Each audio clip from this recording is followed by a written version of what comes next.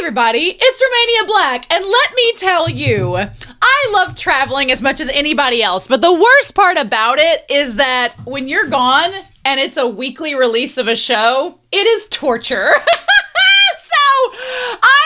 I missed when episode 8 came out, and I was so mad. I knew I was going to be traveling this weekend, and I was like, I'm missing the rule of 8 coming out, but it's okay. It's all right. I got back home. I've got caught up in my other reactions, and I was like, rule of 8 time, because we are on episode 8 of season 2 of Frieren. And look, the rule of 8 usually is like for an 11 to 13 episode series, because usually the 8th episode signifies, in my opinion, my hypothesis is it signifies like the arch changing and all that stuff. We only have 2 episodes left after this episode, so is it going to start a new arc?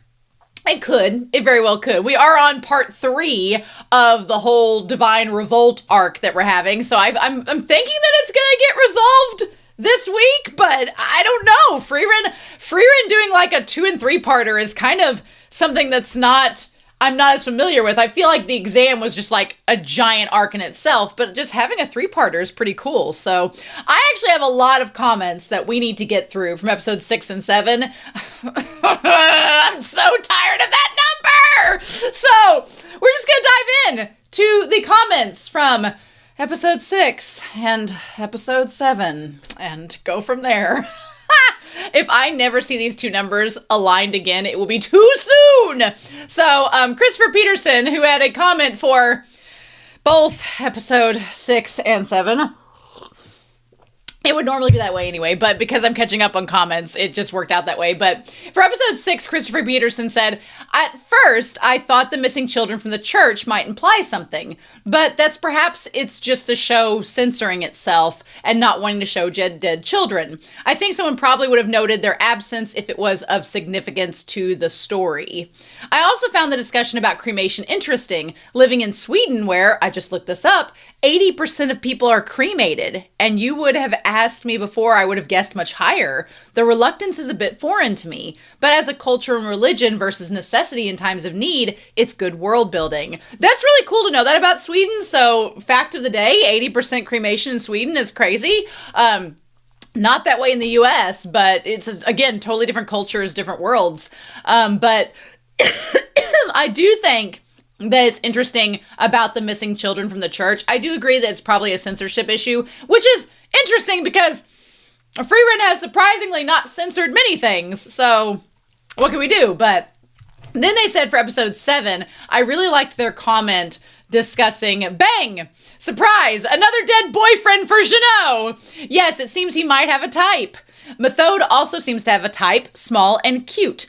I wonder how she managed to convince Sari to agree to head pats. She is, after all, the quote-unquote living grimoire, so grimoire-related bribery shouldn't work at all. I do believe in that case that the head pats have been limited to 10 minutes, as Jeannot has policed, so there is that. They also said we know that Himmel also, at least somewhat, knew about the power of grimoires, because wasn't that how he convinced Frieren to always 100% every dungeon? I guess he, like with a cat, waited for them to come in. It's hard to outweight an elf. Yeah, poor Himmel. If Himmel's problem was he was born a human. If he had been an elf, we would have solved all the problems, but fate does not intervene that way. And then, okay, I'm glad that Christopher Peterson brought this up, because I had honestly been wondering during episode 7, I was like, haven't we seen Jeannot with wings before? But I feel like the big reveal, like we hadn't. So I was like, where is that from? Christopher Peterson hooked me up. They said, we already kind of knew Jeannot probably had wings. Somewhere in season 1, someone talked about first-class mages and how they might not even be considered human anymore. I remember that conversation. I remember that coming up.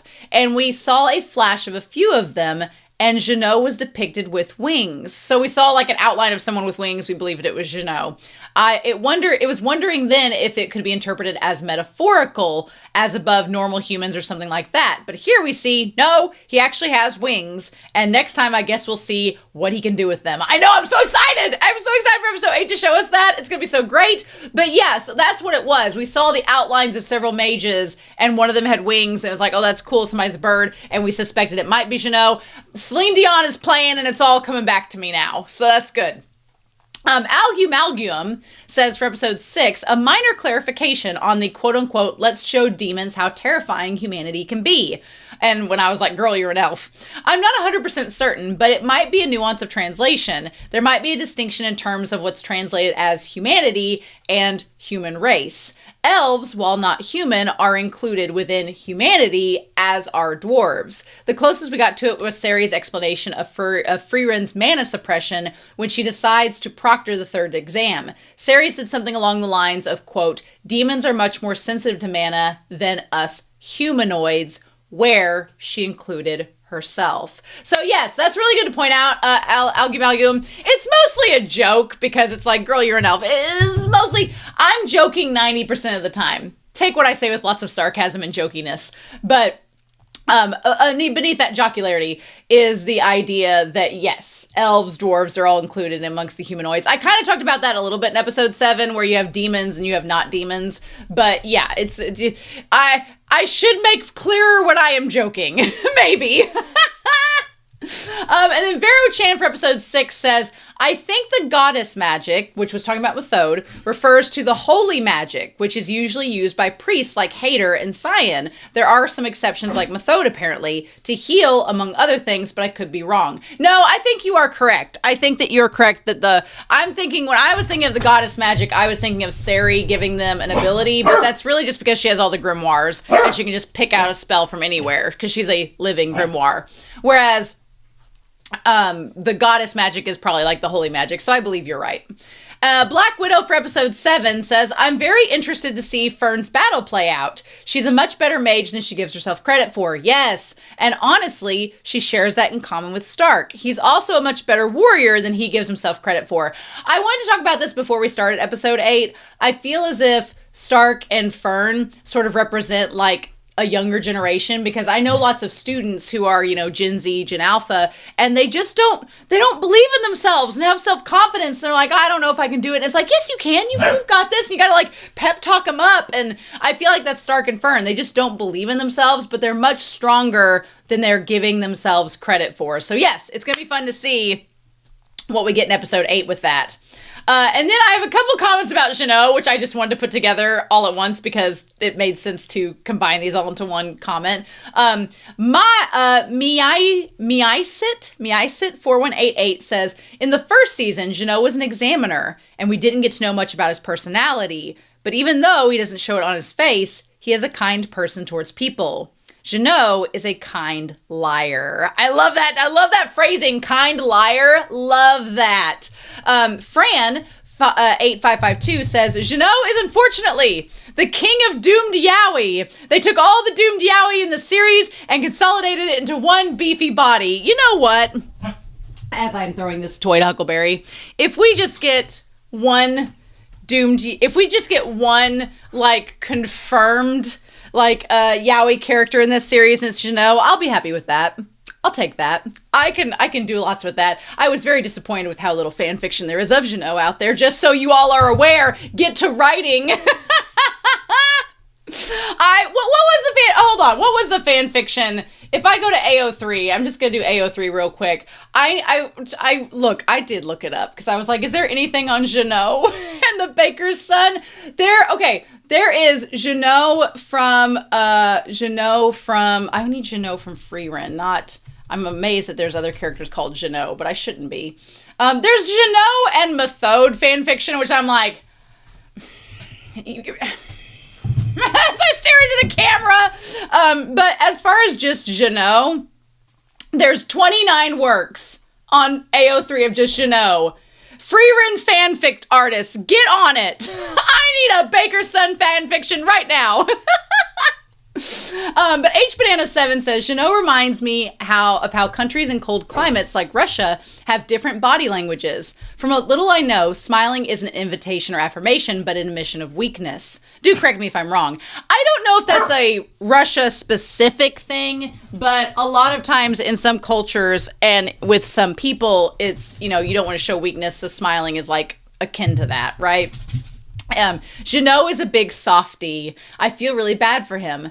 As much as he grows callous to death and sacrifices, that thick skin is really just trying to protect something really gentle and soft. And I totally agree with that. I also love the way that H. Banana phrased this. They were like, you say Jeannot has a type, but I think he's a magnet for those types. There is a forlornness, yes, that he has that people like his partner cannot abandon, like a puppy in the rain. Love that description. That is 100% my thoughts as well. And then finally, H. Banana said, Divine Revolte. That has to be Miki Shinichiro, who voices Roy Mustang from Full Metal Alchemist. And I was like, how funny we've gone from playing the protagonist to the antagonist. Fun times. You either die a hero or you live long enough to see yourself become the villain. And then finally, Lucy Cry for episode 7 says, something that personally destroyed me this episode is during the scene where we see Jeannot's partner's body. We get a close-up of Jeannot's face around the 3-minute mark, and in that close-up, we see Jeannot having the rain droplets stuck on his face, and then a droplet right below his eye slides down, like tears would. And as it falls, we get a clean cut to a piece of bread falling to the ground. There was lots of people that commented that were like, I'm so glad you all see the vision too. That, yeah, Jeannot, the baker's son, the former partner, it's a clear type and it's very subtle, but the mangaka's kind of like, yeah, he has some emotions, some feelings there that, you know. Also, I like the idea of the tear crying because it relates to Full Metal Alchemist. If you know, you know. So anyway, I know that took a long time, over 10 minutes to get through the comments, but it was so worth it because you all had some amazing things to say. So thank you so much. But the rule of 8 has never let me down, y'all. And I don't think it's going to this week. So I got off work, I got home, I made a cup of decaf coffee because it's too late for regular coffee. I'm already wired. I don't need to be more wired. We just need to get into this episode. So let's do that, shall we? We are going to start Frieren, episode 8 of season 2. Oh my God! Ah, so ready. And we're going to start that here in 3, 2, 1.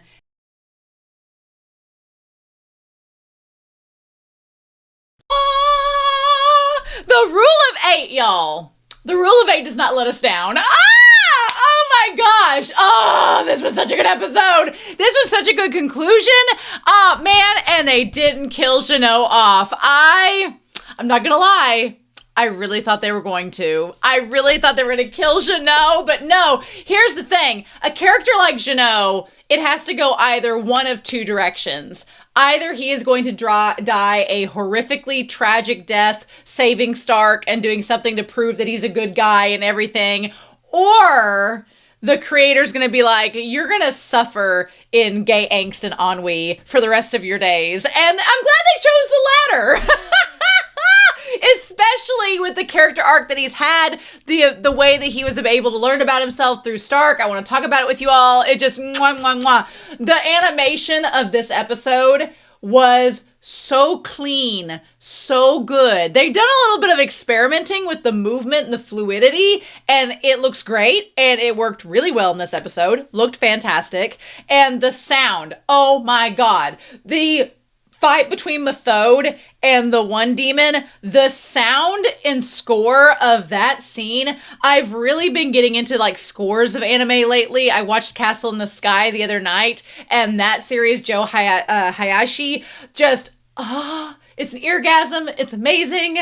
I just was, Frieren has been hitting it week after week and not even trying. Frieren does it so effortlessly that I was talking to my brother about this series because my brother does not watch Frieren, but he's seen like some clips on YouTube, some shorts, and he was like, I don't know, the characters seem boring and they seem so low key, and I'm like, I'm like, no, man. I'm like, you gotta watch. I'm like, it's the chill factor is what's fooling you, but just you get into it. They're just not. It's like, I tried to explain it to my brother that it is, in shonen, a lot of the times with characters, they're screaming and yelling attacks, and it's kind of the Dragon Ball Z of it all. I'm like, okay, take out that Dragon Ball Z, like, shouting-esque quality. It's still a shonen. It's still got other aspects of it, but it's got all of these other things as well that just make it such a good show. And I'm trying to convince my brother to watch it, but it's not his cup of tea. But I'm trying to convince him, but we have very different tastes. So what can you do? But I want to get into this episode because, Oh my God, there's so much good about this episode that I want to talk with you all about and show some screenshots here in 3, 2, 1. Get back to when it starts with the OP, you know it's going to be a good episode, right? And just, a magnificent end. I like the idea and the concept of this because it's talking when we get to the scene with the, I keep wanting to call him Jeannot's like twink partner, but I know that that's not correct in essence. But his partner, whenever they're showing his casket, and Siri is like, it's probably because he was too kind and you don't need to be like that. But what's interesting is that, look, elves are very smart, and elves have lived throughout the years for reasons that are very attributed to their immortality and their cunning and their smarts and whatever. But you know what elves aren't real good at? Understanding emotions. And so there's some things that even Sari, the living grimoire, the queen herself, does not get correct. And I feel like her judgment of Jeannot is one of those attributes, which we're going to talk about. It's very interesting, the elves and the demons, and how sometimes they don't quite understand humanity, the human race necessarily. And there's like comparisons there, which are interesting because otherwise the demons and elves are very different. Frieren would not like to be compared to a demon at all, but there are some comparisons there. They're fascinating, but yeah, a magnificent end. How you go out, how you choose when your time comes. Noticing right off the bat, it almost felt like the windmill was CG for a second. I don't think it was, but it kind of was. It was given a little bit of them attributes. But then Jeannot showed more emotion in this episode than he has the entire time we've seen him on screen. I just love the wings. I love the Dark Angel vibe. I love the motif. I love the fact the wings they're made of metal. They have like metal attributes. So when he's using the wings as a weapon, it's like you have a sword. You basically have wings that are swords, and I am all here for it. I think the way they used it in this episode was so good. But damn. Yeah, the moment where he fires like the pin, it basically is like a pin missile. He's like a Firo up there firing at Revolt. Stark was such an MVP. Stark did so good this episode. I was so proud of our boy. Eisen would be proud of Stark. Cyan would be proud of Stark. Everyone's proud of Stark. Our boy did so good facing up against Revolt. And honestly, I really thought that Stark would be a little bit more fearful. Fern was quite reserved in this battle, only because Fern is super confident when everything is in their parameters and their wheelhouse of control. Whenever the fog was messing with the mana detection and Fern's ability to be stealthy, Fern doubts themselves because she feels like she's not totally in her comfort zone during the attack. And so it was interesting to see Fern kind of sweat it out for a lot of this episode. But Stark, who has told Frieren and Fern time and time again, he's like, I'm not that strong, I'm not that much of a frontliner, and Frieren's like, yeah, you're fine, you're not giving yourself enough credit. I feel like this episode, Stark stood up because he didn't want Jeannot to get hurt, and kind of like owned up to his own strength, and it was really cool to see. Like, it was great to see it like go down in this episode. It was a lot of fun. The animation of this, the animation of like, it's very fluid, it's very loose, there's a lot of movement and kinetic energy with it. I really liked it. I've talked about this in other anime that I've watched, in like My Hero Academia and a couple others. I think it was in maybe Mob Psycho at some point, but I'm not a big fan of the geometric cube animation. Like, there's a specific art director that his style is when things explode, they just explode into giant cheese cubes. It's what they look like. They become a charcuterie board, basically, when they explode. And it's okay. I see the vision. I appreciate the work and the vision, and it's their specific style, and I can respect it. But it's not my cup of tea. I like frenetic energy like this, where it feels kinetic, and I like the sketchiness of it. It gives me kind of vibes like ping pong and that style, because it's fluid and it's moving with the energy of the moment. Whereas the charcuterie board explosion is just like everything becomes cubes, which is not quite realistic to the texture and the design and the, geography of the setting, where here the fluidity kind of matches what's going on. And it looks so good. It's just so damn good. And it felt like, I used to be an art minor, so it felt like a fluid painting, like the way that Jeannot throws his arm felt like a paintbrush moving in the wind. Just give me all of it, show. And his wings almost made like a little heart there. And I was like, yes, please. Is fluid. And meanwhile, Stark is just like Katy Perry's Firework is playing behind him as he's like attacking with that damn axe. I wanted to hear Revolt talk more in this episode, because once I know that he was Mustang's voice actor, I was like, oh, I want to hear more of him. But still, really awesome episode. The fight between them. The fact that I didn't want to keep going back and forth. They did it deliberately for tension's sake. And I was like, no, show us the rest of Stark and Jeannot's fight. Then we can go to Fern and Frieren and them. They're going to be fine. They're 3-on-2. They're great. It's funny that you had a battle that was 3-on-2. And, well, technically it was 1-on-1 because Frieren did not help out. Frieren's like, y'all got this. Granny's gonna go sit out here and drink her wine. We're good, right? So it really was Methode versus the one female demon, and then Hamung versus Fern. So it really was 1v1 there. Whereas the 2v1 with Stark and Jeannot, they struggled, but I say 2v1, but he had 4 swords. So, you make with that what you will. Also, I do realize that in the reaction to episode 7, compared him to Grievous. Compared him to Sidious, it is Grievous. I get my Star Wars references correct. But yeah, the animation was so good. And I really want to know about the models they chose to do this, because it was very well done. Like, I feel like sometimes they let the kinetic energy kind of take over. That's a hilarious shot of Stark just with the axe. Sometimes it gets a little bit simplistic, but for the kinetic energy of the battle, it makes a lot of sense. I liked it. But I like that Jeannot had time to monologue. Stark's probably, if we had cut to Stark and it was him, he'd be like, shit, shit, shit, shit, shit. Just like over and over again. But Jeannot's like, this won't be easy. I was like, oh my God, you're monologuing, sir. You're monologuing eternally, as one does. One thing about Frieren is, thank God Methode is good at healing, because I was getting very worried for these characters. Specifically Stark and Jeannot. I'm like, y'all lost a lot of blood. Y'all got impaled. You gonna be okay? I suppose we'll talk about when we get to it, but I was a bit worried. In the back of my mind, I kept being like, okay, they have Methode. Methode will be able to heal them. She's pretty good. She's got the goddess magic. If it was just Frieren and Fern, they'd probably be dead. But luckily for them, Methode is a woman of many talents. So yeah.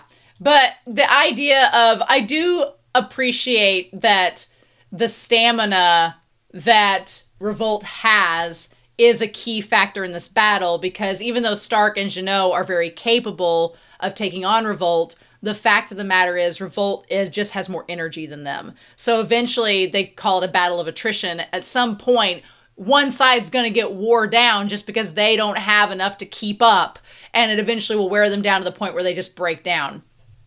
And that's what Revolt is trying to do.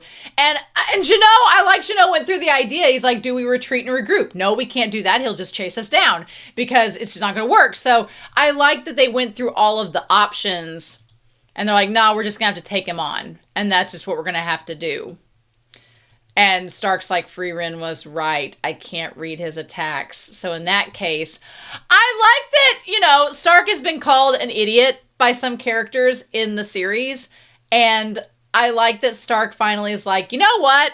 Screw it. If I can't read his attacks and if I can't figure this out, then I know what I'm going to do. I'm going to lure him into attacking me so Jeannot, who can do the things that I cannot, will come in and finish the job for me. And luckily Jeannot figured out what he was trying to do, because at first Jeannot was like, and I got a little confused in the moment because I was like, Stark is pretty good at defending himself. So getting such a severe wound, or what seems to be a severe wound, I was like, this doesn't seem like the Stark that we know, but it was intentional, as Jeannot figures out I love that smirk. That smirk. Stark really kind of came into his own this episode. He smirked. He was using cleaving light. He was using attacks that were amazing. Like, our boy was getting it. And you do that smirk more often, Stark. We need to see that. And Jeannot, again, what I like about this moment is that at first, Jeannot was like, you're an idiot. Why would you take him on? And you know that Jeannot was comparing Stark in that moment to his former twink partner.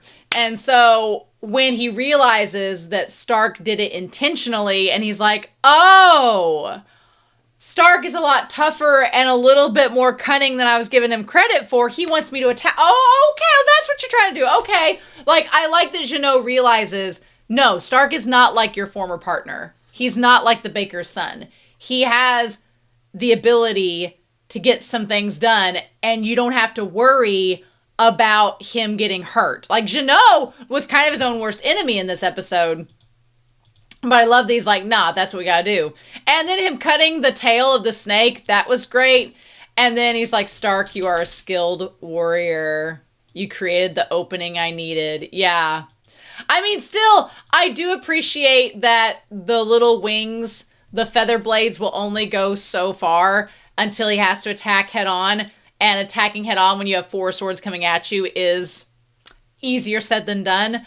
This scene here, though, with the demon child, I was waiting for him to quit monologuing, and I'm like, the moment he's like, oh, I remember now. He's trying to, like, stall. He's like, you're the partner of the first-class mage that I killed before.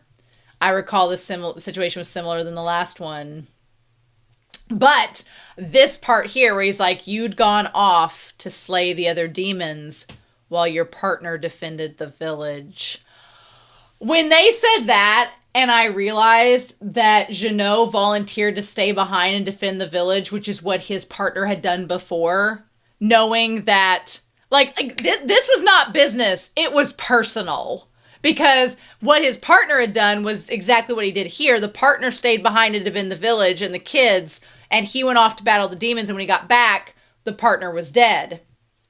And then it's such a cool reversal where not only did Jeannot, it works on so many levels. On the one hand, Jeannot's getting revenge. It's personal, bitch. It's not just business, it's personal. He's getting revenge because he knows that Revolt is going to do exactly what he did before with his partner. So he's banking on that, and he was going to stay behind and battle him. You know, we talked about him having a death wish last episode, and that's in that episode's discussion.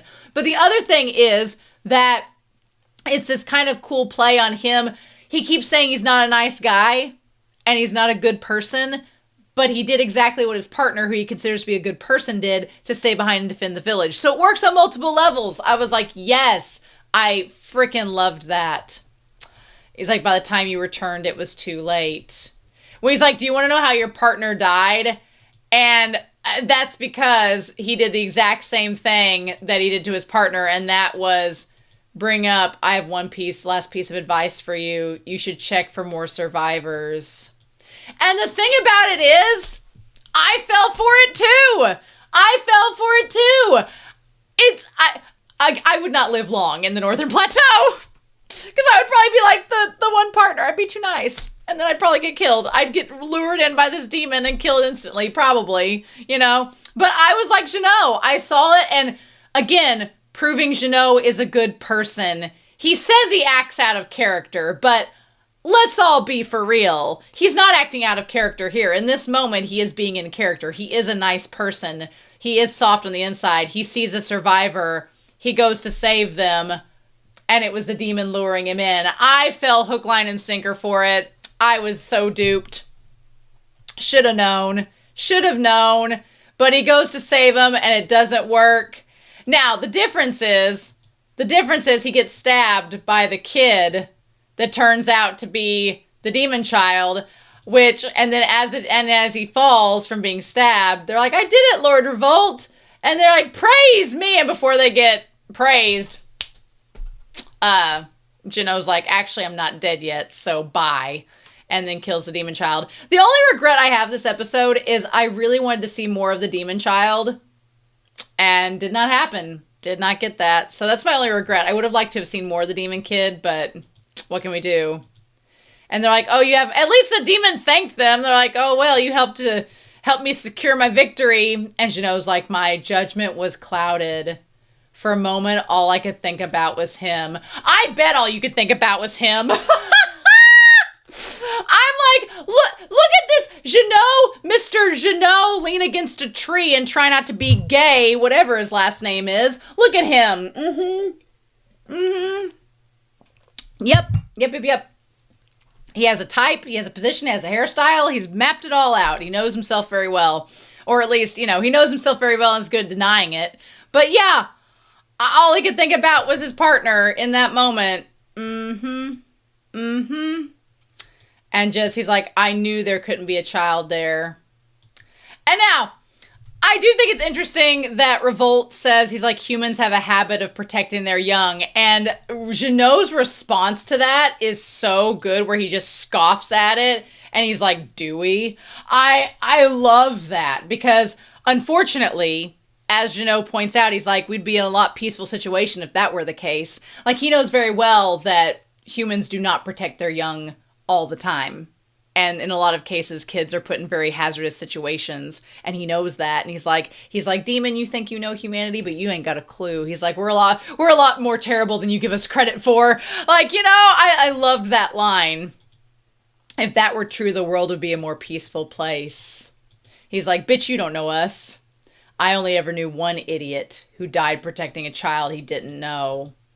And that was his partner. The series does a really good job of cutting from like the characters in position A to cutting to position B. So like Jeannot in the rain to boom, there he is with the partner in the casket with the lilies and the camellias. And Sari, again, elven logic, they're like, perhaps he was too kind. It's the same in every era. Kind mages don't live too long. And to Sari's credit, there is some truth to that, because you get to be too nice and you can be naive, or you can be gullible, or you can be like easily manipulated. So, or you can, bound and recklessly without thinking. And, there is advantages to, it's kind of like dodgeball. Sometimes when I played dodgeball, I had a very distinct strategy, because I cannot throw very well. I do not have a good throwing arm, and I'm not exactly the fastest or the most coordinated. So my high school dodgeball strategy was to stay on the back wall and let everybody else go up and get killed, and then you end up being like the last person. And, there is a cowardice to that, very aware, but also didn't want to get hit with a dodgeball, and also wasn't good at it, so that was my strategy, and it worked very well, except when you got to the end, it was like, the other team hated you, because they were like, throw the ball, and you're like, I've done this strategy for so long, it's done really well, why would I change? And then the next time you get picked last, because they know how this is going to go. But there is a truth to that, where, the mages that run away, the mages that abandon those that might need help, that aren't the kind-hearted ones that step up to the front lines, they tend to live longer, And, not that that's necessarily, as Billy Joel said, only the good die young. So that's not necessarily a bad thing. But they're like, even you say things that you don't mean. Because that's when we have, as the lily's getting put in, Jeannot says he met a magnificent end. And there's an interesting question to that, because you think of it either two ways. Either Jeannot is being sarcastic, where he's like, the end wasn't magnificent. He was killed in a village, and he didn't even protect the kids, or did he? And now he's gone, so is that even a good thing? And is it good that the good ones died young? There's a sarcasm there, you can look at it, or you can have him be taken seriously, where he really feels like that was the magnificent end. He died doing something good for someone else and sacrificed himself for that cause. And Sari, who did not look at him as he said that, so Sari is assuming Jeannot doesn't mean what he says. And if you notice, whenever Sari's like, Jeannot, you're an unpleasant man, you don't get to see all of Jeannot's face. So usually in storytelling, when you don't see someone's entire face, like when their eyes are covered or when their mouth is covered or when you see them in the shadows, it is not an accurate representation. So Ceri's view of Jeannot is not accurate. It's just what Ceri says. They said, you don't have a shred of kindness. And they tell Jeannot to stay that way. And obviously Ceri is saying that so that Jeannot won't die. That they're like, stay that way forever. And Jeannot says, as you wish. But Stark knew, we know, Jeannot is a kind man. He just knows that to survive in the Northern Plateau, that kindness has to be kindness has to have a steely outside, a steely coating over that kindness for it to be effective. And then I love that transition back to I do not enjoy killing, so I'm going to put you out of misery. And I was like, Jeannot, you giving up right now. I'm like, you thinking that you're going to have this moment, you're going to go off and see your dead boyfriends. I'm like, no, don't be doing this. And luckily Stark was like, hell no. He's like, I shouldn't have acted out of character. And I'm like, you were not acting out of character. He was actually being himself for once. And then, of course, it gets him nearly killed. But I love Stark being like, get out of the way. I love the fact, I'm like, Jeannot, were you just going to leave Stark to die? Were you going to leave him to get killed? What were you doing, sir? And Stark's like, hi, am I the only one committed to this battle at this point? While Mr. Crow is drenched in ennui. Yeah, I love that. I love that Stark is the partner for Jeannot in this moment that Jeannot has never had. All of Jeannot has had to be the strong one to be resilient this whole time. And Stark, is like, no, actually, I'm going to stand up because I'd like to live. Thank you very much. And kudos to Stark for taking that attack head on. That was amazing. I loved that. And of course, Revolt's like, well, I didn't think there was a warrior alive that could stop a direct hit from me. And then Jeannot's like, you can still move. You should have played dead. Stark's like, help, please. If you can get up and move, I would appreciate some help as I'm holding this man back, actually. We would have lost if that were the case. Battles are won by whoever's standing at the end. I love Stark's resilience. I love his persistence. I love everything about it. And then Jeannot, of course, I like that both Jeannot and Methode had the hand on face moment. They were like, I thought you were a good person, but you're just an idiot. Well, yes, but he's our idiot, Jeannot, so help a boy out. I love it. Yeah, it's just so good. I shall walk into the jaws of death with you. Well, I would hope so. I would hope you would not run away or fly away, And seriously, he gives us the line, the more desperate the battle, the more catharsis you feel when you survive. I'm like, it's the Frieren version of being a Saiyan. You survive the battle, you get stronger, right? But yeah, and Stark's like, I'm shaking right now, have lost a lot of blood. Don't know if it's the fear or the blood loss, but I'm shaking a lot at this moment. But damn. Meanwhile, so this cut back to Fern and Frieren and Methode. I understand we had to do it. It ended up being really good. But in the moment, I was so invested in Stark and Jeannot's battle. I was like, damn it, why are you leaving? But anyway, so I appreciate in this that I love when Fern struggles. They even animate her being like just have her badger face. Frieren just hanging out. I was like, girl, Frieren's like, oh, it's nice to just watch from afar sometime. The moment I saw Frieren away from everybody, I'm like, oh, Fern and Methode are fine.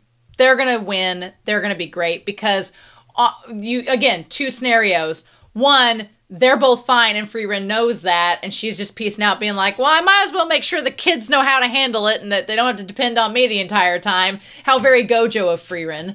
But then the other aspect of it is Frieren is outside of the mana detection field, or the fog rather. So if things do go south and it does look like she's detecting Fern and Methode are in trouble, she's outside of the range of their attack. She could attack if she wanted to and help them out. So it's a win-win for Frieren. Frieren's like, I've been on this earth a while. I know how this song and dance goes. But I really liked it. These demons were very arrogant.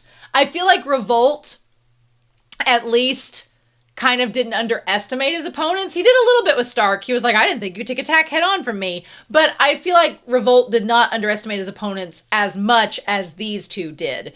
These two were very much like, oh, we're in control. We got this. We can do this.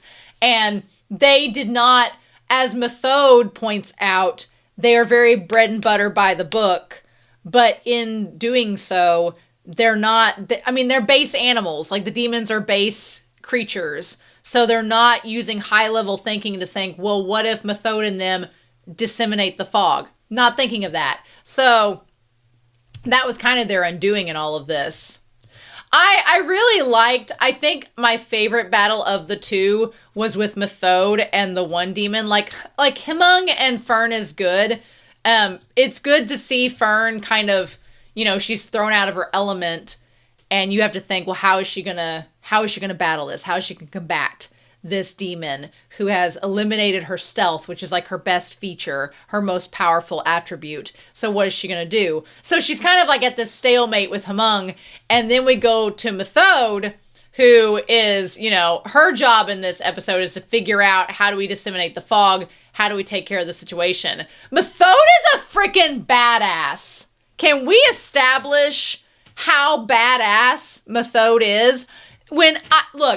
I am a huge, my heart expanded 3 sizes. The moment that Frieren was like, Sion's he's our priest, I was like, Frieren's been waiting for Sion to come back. That's amazing. I love that. I'm all about Sion being part of their party.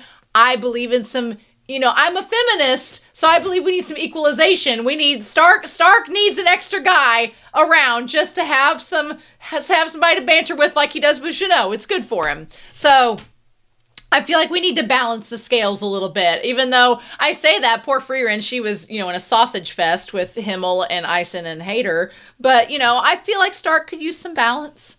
Although, Sion is going to be very disappointed when he finds out that Methode was part of their group. And then she even offered to stay, and Frieren's like, there can only be one cougar in this posse, get out. Oh, Sion's gonna be so pissed. I feel for him already, and he's not even in the story. But Methode is a badass. Like, what an amazing... It's good, though. I'm also glad that Methode, when she asked to join the party, as awesome as that would be, 2 reasons why I'm glad that Frieren was like, nah, we're good. I mean, the Sion part is over here by itself. That was amazing. Heartfelt. Loved that. 1, Methode is too much of a distraction for Fern. Not for Stark. Fern knows that Stark and her are good. Methode's not going to be a problem. But Fern's like, quit trying to take my mother from me. Like my grandmother from me. And so Fern would just be driven nuts the entire time Methode would be there. And the other part is, Methode is the perfect partner for Jeannot. The perfect partner for Jeannot. 1, they are platonic besties. There was like no romantic stuff going on between Methode and Jeannot, so they are perfect for each other. There will be no distractions because they're platonic friends. 2, Methode is a great healer, and Jeannot has a penchant for getting himself in trouble. So Methode is good for that. And 3, because Methode is a good healer and competent and a badass bitch, Jeannot does not have to worry about Methode not being able to handle herself if things go awry. Whereas Jeannot was worried about his previous partners, Methode has proven in this episode she can handle herself quite well. She is like so smart figuring things out. We find out that she's potentially from a clan of quote unquote insane demon hunters. And I'm like, say no more. You had me at Methode anyway, but this is just like adding cherries onto the cake. Like, it's so good. The way she just moved aside and let she Piccolo from Dragon Ball Z would love Methode because she can dodge so many blows. She can dodge all the things. Girl, she was just like, oh, boop, boop, boop. I mean, she was matched up really well against this demon because, as she notes, this demon is very by the book to the point where it's like mastering the basics, and Methode's like, well, I know all the basics, so we're totally fine. Whereas Fern, because she's not capable of using her long-range fighting tactics, it's put her at a disadvantage. So, and then the moment that the sword went through the hair, I love that it didn't cut her hair. It just silkily slid through it. That was amazing. I loved that. I loved that so much. And their fight was just so good. And the moment that she like did the little like backflip kick, I am such a Methode stan. I loved her before. I really liked her in season 1. I really liked her during the exam arc. Here's the thing. Jeannot fascinated me in season 1. I wanted to know more about this gloomy man because he seemed like the gloomy Care Bear, which she is. And Methode was interesting because I was like, wow, she has a lot of poise and presence to her, and I want to kind of know more about her. This season, Methode and Jeannot are like 2 of my favorite characters. I would read like a whole series of them going around and interacting with the other mages and doing all that and seeing their dynamics. Like I'd read the heck out of it. Like I think they're 2 of my top 5. Like I love Stark to pieces. Love me some Stark. Love me some Himmel. But Methode and Jeannot might be 2 of my favorites. I fell in love with them in these last couple episodes. So yeah, unconventional is how she describes her style. Her combat style is tried and tested. Like, she's not unconventional. She's very much down to the fundamentals, which Methode knows the fundamentals. So she's like, I got this. So she's like, since I can't work with Fern, we need to get rid of this mana detecting fog. She's like, the situation could change greatly if the fog were removed. When she said, can I cut loose? I was like, yes, ma'am. Yes, ma'am, you can. We will stand for that. Like, freaking loved it. And I loved that I thought she was trying to disseminate the fog, which she was. Also, lots of really good animations with hands this episode. Hands coming out, hands on the face, hands doing this.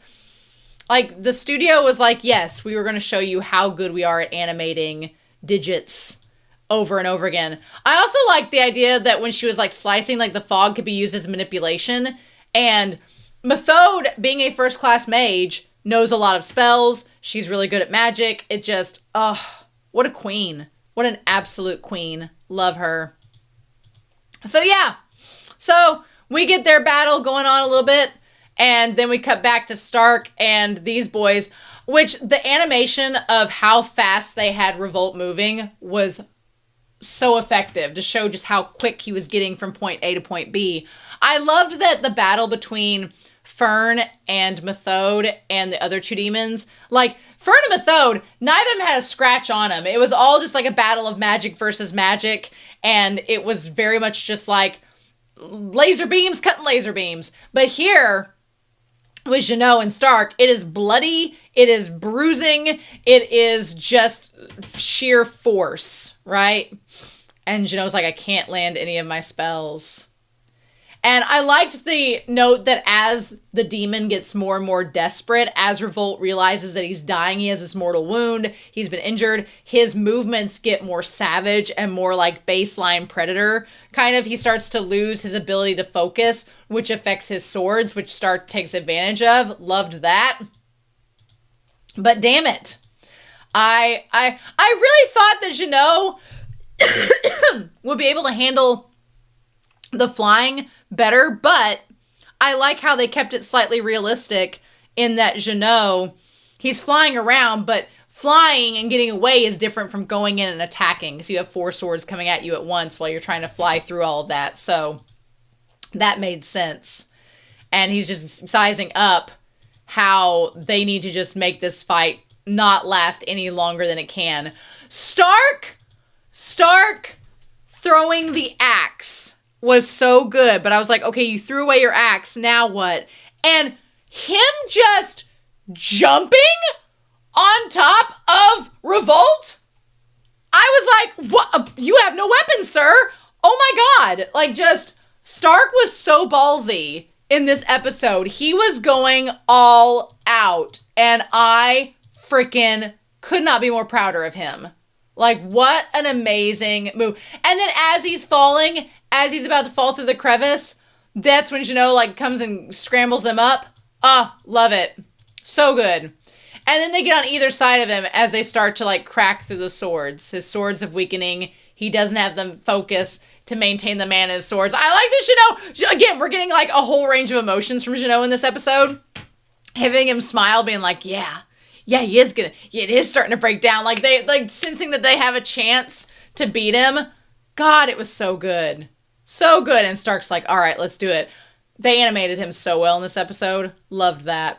So meanwhile, Methode is just like, I like that Methode, she's just like, I'm just getting rid of this fog. Don't you mind me. Because again, Methode has realized, because these demons are so by the book, that they're just relying on the base knowledge they have. They're not thinking ahead. Like Revolt and Methode would have been a bad matchup, because Revolt would have been cunning enough to possibly see through what she's doing, and he's more physically strong than I think Methode could have handled. So like Methode and him would have been a really bad matchup. But here, she's like, you're making my job easy because y'all ain't thinking about all this other stuff. And again, she does the same thing that Genau does, where I want to try to find that one panel where she's just sitting there and she's like, oh, you really are astute. Like her and Genau doing the same thing with their hands. Meant to be. And you know what? If you shipped Genau and Methode, I wouldn't be mad at you. I think that's valid. All ships are valid. Methode definitely does not give off the vibes that she's interested in Genau that way. She's like, we're friends. And Genau does not give the vibes to me that he's interested in Methode in that way. He's just like, we're friends and you're not going to die, right? And she's like, nope. And he's like, shakes hands, we're good to go. They both seem like they are swinging for different parties, if that makes sense. And yeah, any other member of my clan wouldn't have made it out of here. She's like, so consider yourself a good fight. But she's like, they don't find, I doubt they'd know how much fun magic is.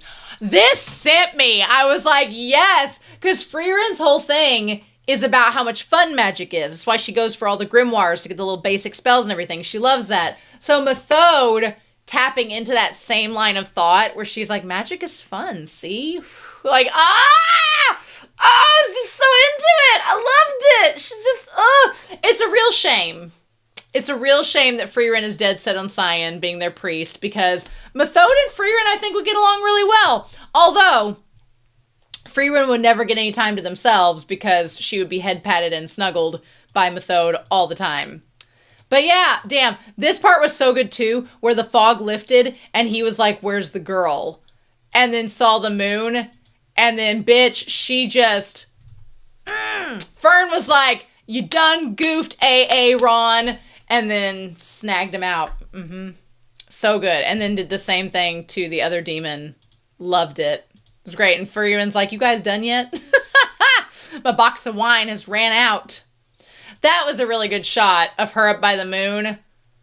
And when Sari says that kind mages don't live too long, I feel like that Fern there is a coldness to Fern. It's kind of like the moon. There is a coldness to Fern that I feel allows her to kind of fall into that category of she'll be fine. Methode's the same way.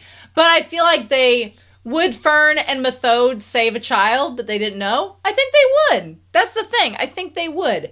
But I think they'd be able to I think they'd be cautious enough to know how to go about it. So, I don't know. It's a complicated discussion, but man, Methode looks so great there. She's like, well, that worked out great.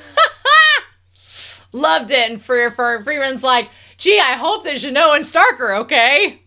Meanwhile, Genau and Stark are not okay as they're fighting Revolt. And it's this major matchup. And then, look, there is a part of me, whenever this hand went through Stark and Genau, whenever his hands like impaled both of them, there was a part of me that was like, what is this, bleach? If you know what I mean. But I will give the show this.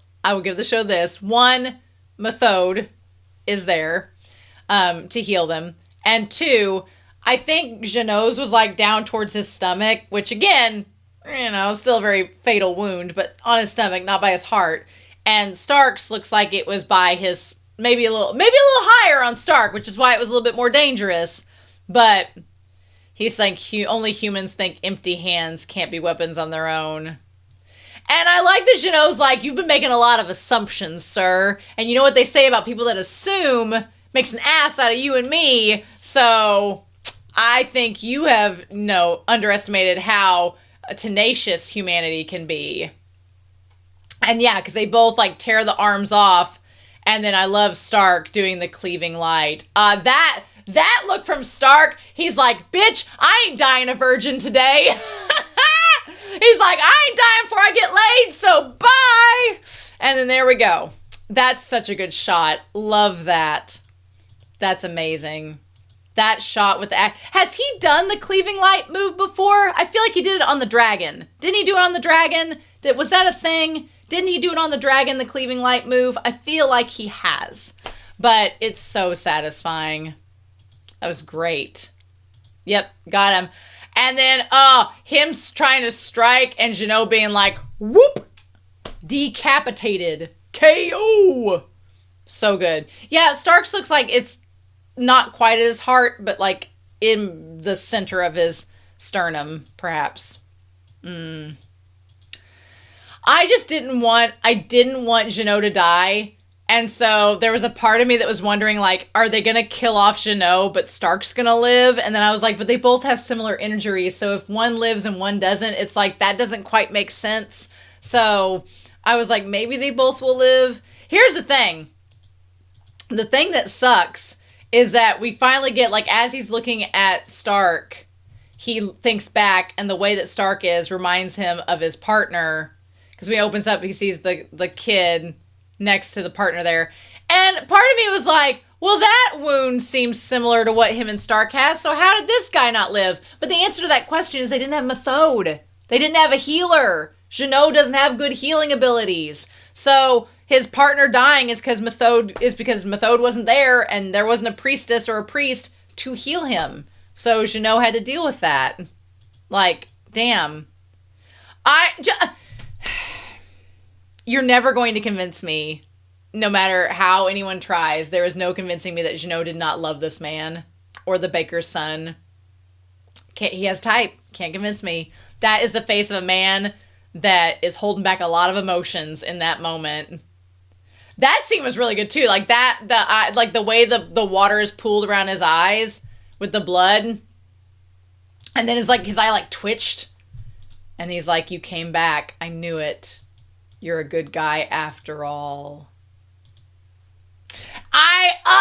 The fact that he's like, "You came back to get me. You are a good guy. I knew it." And then this scene as Jeannot, like the moment that Jeannot like scrapes his hand back and he's like, "I'm not giving up. I'm going to make it over there to Stark." Like, because he is a good guy. Beneath it all, he has tried to convince himself he's not, because he's also convinced himself, because of what Sari has said, that good mages don't live long, and he wants to live long enough or longer to, make a difference in the Northern Plateau. So he has, or the Northern Plains, he has tried to convince himself that he's this hardened, like, I'm not a nice person, but I'm like, bitch, you are. You very much are, as you drag your bloody self. And I love that we see, because his knuckles are not fully bloody and stuff, but when you see, like, Methode heal him, his knuckles are raw. So he cut the skin on his hands to get over there towards Stark. And then he's like, "Oh, hey, Methode." This man's like, "Oh, hey, Methode." Like, the most dead-eyed. It's endearing at this point. I love him for it. But yeah, he took off his coat. He's like, "Did I fail to die again?" She's like, "Yes, it would seem so, sir." It would seem you failed to die, sir. And I guess he took his coat off to help wrap up Stark. Yeah, look at his hand there. He just, like, scraped his knuckles and everything raw getting over to Stark. That's so crazy. Yep, so he took off his jacket and wrapped it around Stark. I prioritized. Yeah, when she got there to him, she ran over, but then he pointed over to Stark. Yep. And then he looked over. This part really made me sad, because you have Frieren like sitting over him being like, "Okay, you're not going to die. It's going to be okay. I've seen worse." And Fern is like panicking. Poor Fern. I'm glad we didn't get to see. There's a part of me that wanted to see her face and see her freaking out, but then there's another part of me that's like, I'm glad they didn't show us that, because you can tell she's really. But he took his jacket to get over there to him. Jeannot, my dude. Yep. He's like, "I see." And she's like, "Does it displease you that he survived?" And he's like, "No, he's fine." Or, well, she says, "Does it displease you that I healed him before you?" And Jeannot's like, "No, I'm actually glad you did that, That's kind of what I would have wanted you to do. But is he going to come out and say that? No. Instead, he's going to say, oh, no, Stark did well, so he deserved it. And it's like, you bitch, you would have wanted her to heal him first. Man with a death wish. Yeah. She's like, they're going to be staying in the village for a while, you know? And he's like, I love how morose he looks. He just looks so morose and sad and gloomy. He's literally that blue, gloomy Care Bear. Like, this poor man. He's just like, yeah, are they? That's nice. Like, this angsty man has won my heart, and he has it in the palm of his hand. I also love Fern being so happy that he's okay, and her like fretting over him. Like, that was really sweet. Like, it was a good like show not tell moment to see her reaction that she clearly was worried about him, you know. And of course, because you know he's not he doesn't want to really get into it. He's standing off there to the side, you know? Mm-hmm. Ha! This part where the sleeping, where Frieren is just a gremlin when she sleeps, just over the top of Methode. And I love Methode's like, I'm about to join! She's like, is this a sleepover?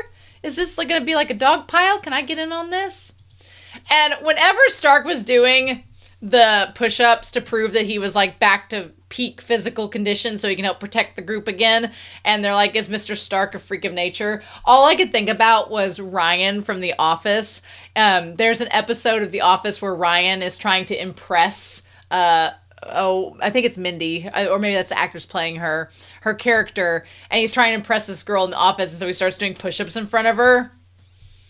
It felt very much like that, but Stark is way more innocent than Ryan's character. And then Methode's like, you guys don't have a priest, and I'm going to be free once this job is over. I'll be free for a while once this job is over. I was like, you should stick with Jeannot. You should stick with Jeannot. I think you and Jeannot get along great. You guys should stick together. She's like, I could join you guys. And then I loved the Northern Plateau is dangerous. Okay, plateau, not plains. She's like, we'll be fine. She's like, I know a couple of spells. And then she's like, besides, we have a priest. We want to keep that priest slot open. I feel like she likes Hater for a number of reasons. She likes Cyan for another number of reasons. One of them is because he reminds her of Hater, which I think is very true. And I think that in the end would win over Fern, because if Fern could see that Cyan is like Hater, then she would like him. Two, Frieren sees that he's a good influence on Stark, and plus she likes someone older around that also will kind of leave her alone. So maybe he won't leave her alone. He does like older women. Maybe you know what? Would I ship Frieren and Cyan?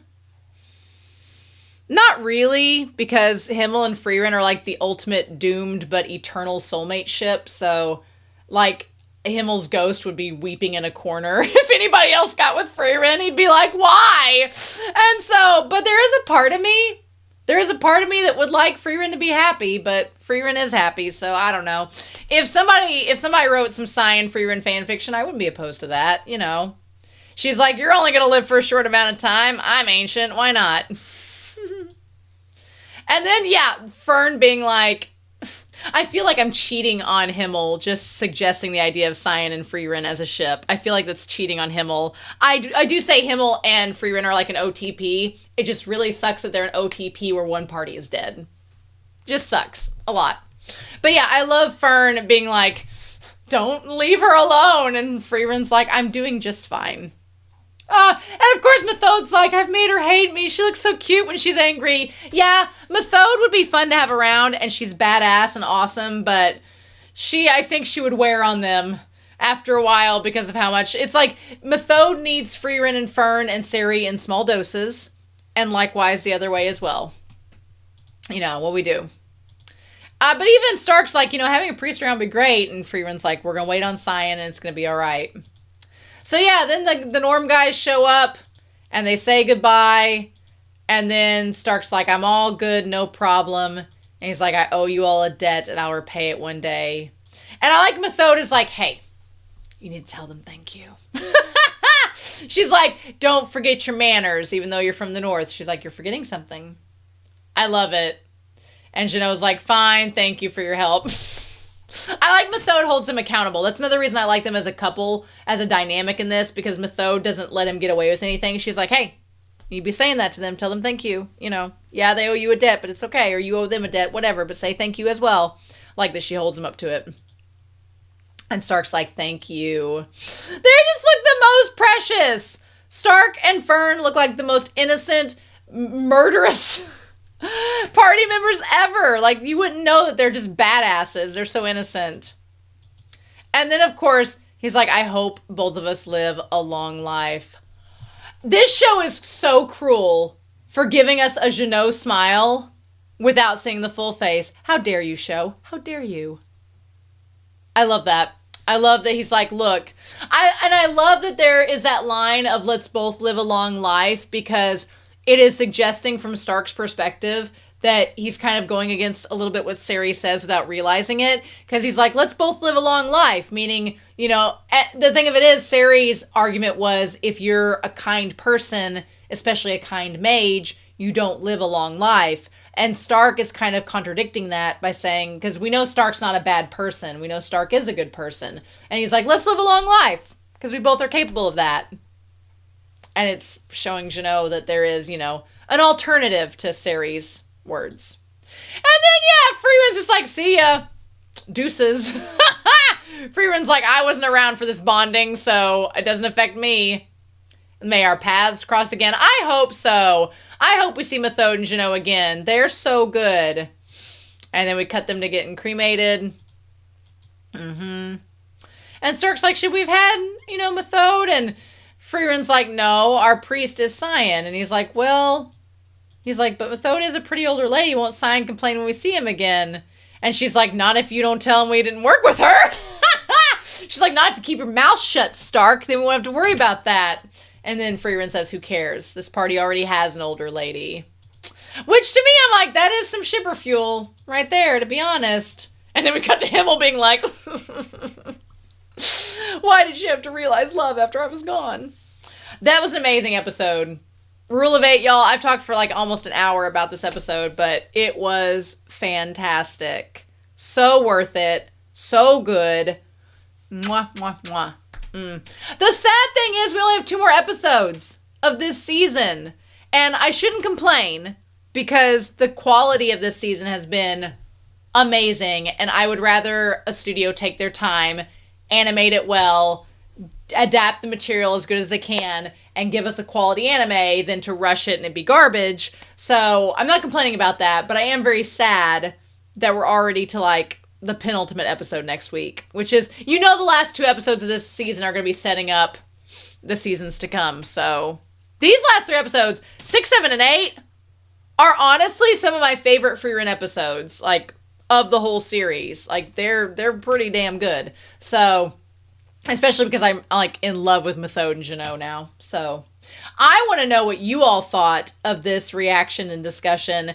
And let me know down below, because this was a fantastic episode. I'm super excited for next week. I'm glad I got this recorded before episode 9 comes out, because I was like, oh, I want to make sure to watch this first. So, mission accomplished. So, in any case, I also hope that you have a wonderful week. Please stay safe, take care, and yeah, I'm going to be back very soon with episode 9 of Frieren, Beyond Journey's End, Season 2. And I'll see you then.